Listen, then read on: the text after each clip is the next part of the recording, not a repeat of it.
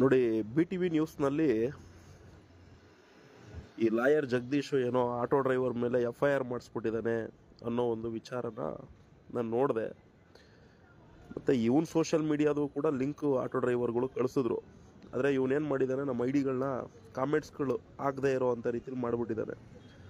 ನಮ್ಮ ಐಡಿಗಳು ಯಾವೂ ಕೂಡ ಇವನಿಗೆ ಹೋಗಿ ಕಾಮೆಂಟ್ ಮಾಡೋಕ್ಕಾಗ್ತಾ ಇಲ್ಲ. ಹಂಗಾಗಿ ಅವಾಚ್ಯ ಶಬ್ದ, ಬೆದರಿಕೆ, ಸೈಬರ್ ಕ್ರೈಮ್ ಪೊಲೀಸ್ ಠಾಣೆಯಲ್ಲಿ ಲಾಯರ್ ಜಗದೀಶ್ ದೂರು ಅಂತ ಹೇಳಿ ಇಲ್ಲಿ ಇರೋ ಅಂಥದ್ದು. ಅನಧಿಕೃತ ಆಟೋ ಸಂಬಂಧ ಇರಲಿ. ಆಟೋ ಚಾಲಕ KA 03749 ಕಾರಿನ ನಂಬರ್ನ ಆಟೋ ಮುಂಭಾಗ ನಿಂತು ಜಗದೀಶ್ಗೆ ಆವಾಜ್ ಹಾಕಿದ್ದಾನೆ. ಲಾಯರ್ ಜಗದೀಶ್ ಆಟೋ ಚಾಲಕನ ಮೇಲೆ ಈಶಾನ್ಯ ಪೊಲೀಸ್ ಠಾಣೆ ದೂರು ನೀಡಿದ್ದು, ಪೊಲೀಸರು ಆಟೋ ಚಾಲಕನಿಗೆ ಹುಡುಕಾಟ ಆರಂಭಿಸಿದ್ದಾರೆ. FIR copy. ಓಕೆ,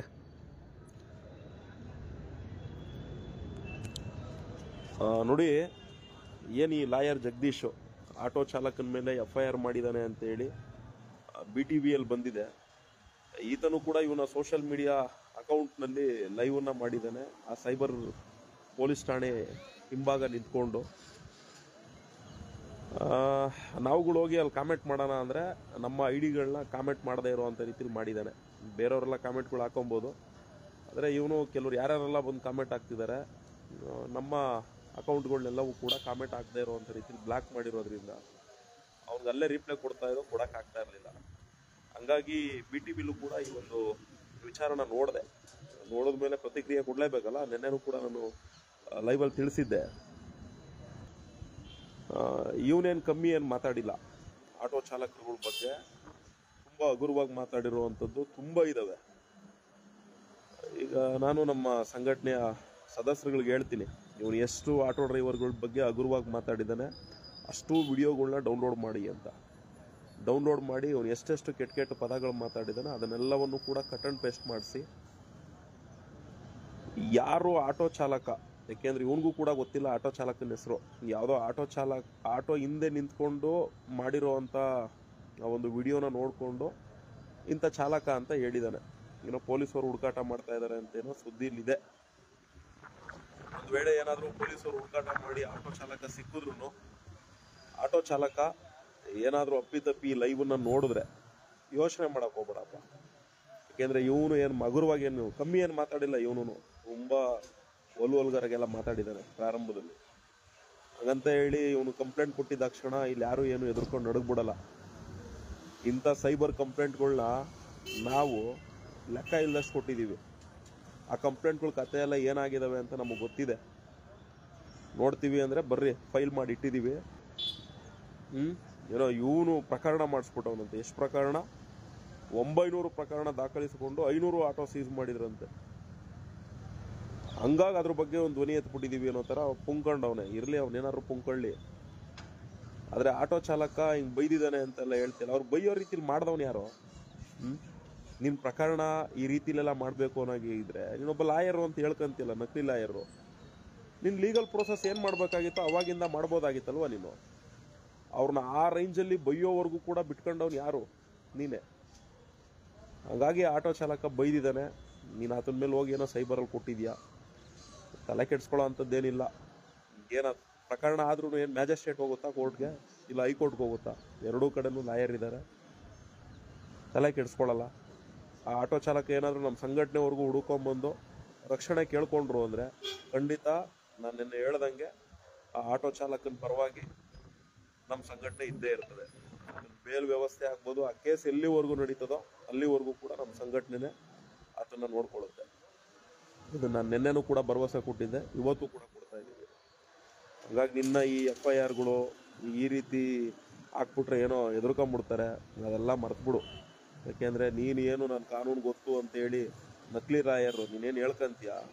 ನಮ್ಗೆ ಒರಿಜಿನಲ್ ಲಾಯರ್ಗಳು ಅವರೇ. ಒರಿಜಿನಲ್ ಲಾಯರ್ಗಳು ಈ ಕೇಸನ್ನು ಅಟೆಂಡ್ ಮಾಡ್ತಾರೆ. ಯಾಕೆಂದರೆ ನೀನು ಏನು ಕಮ್ಮಿ ಏನು ಮಾತಾಡಿಲ್ವಲ್ಲ ಅವ್ರಗಳ ಬಗ್ಗೆ.